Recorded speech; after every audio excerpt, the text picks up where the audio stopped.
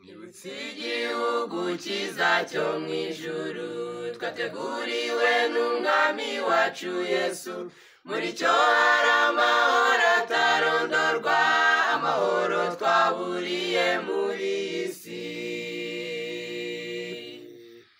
Ababeshya, abasambanyi n'abajura bica amategeko ntibazajyayo, keretse abemeye kwezwa n'amaraso yanamawe Imana utweza w'ibyaha.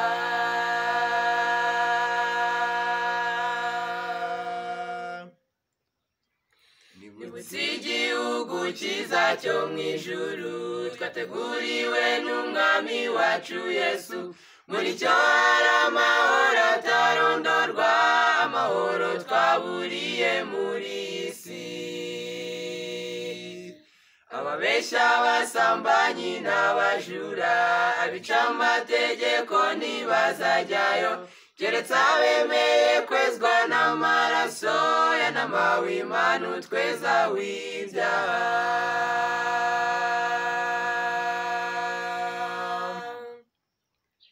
Muze ku maraso ya Yesu twoge, twezwe ingeso mbi zose, duhabwe n'imirimo yabera ku iherezo tubona ubugingo.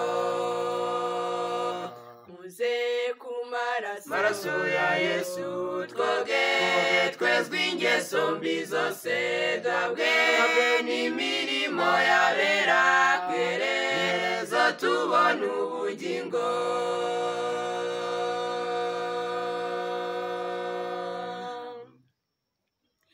Yesu yaduteguriye aho tuzaba, Satani nawe yateguye ibishuko kugira ngo ayobye abashaka agakiza.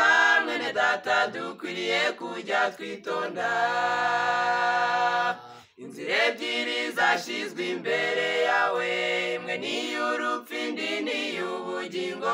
Guhitamo kwawe niyo nzira yawe, icyiza ni uko twahitamo ubugingo.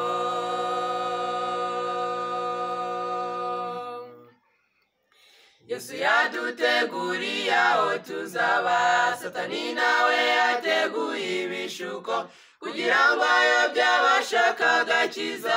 Mwene data dukwiriye kujya twitonda, inzira ebyiri zashyizwe imbere yawe, imwe ni iy'urupfu indi ni iy'ubugingo.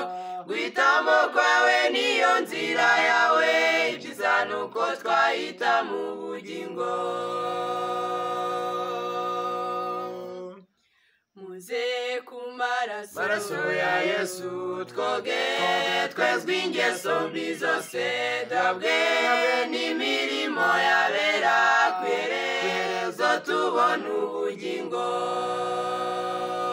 Muze ku maraso ya Yesu twoge, twezwe ingeso mbi zose, duhabwe n'imirimo yabera ku iherezo tubona ubugingo.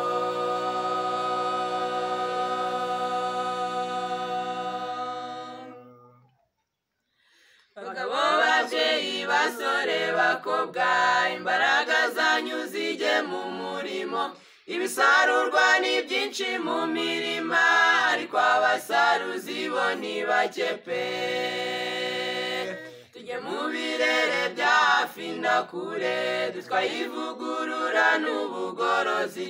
Abazizera babatizwe mu izina rye Gatungana ndetse n'Umwuka Wera.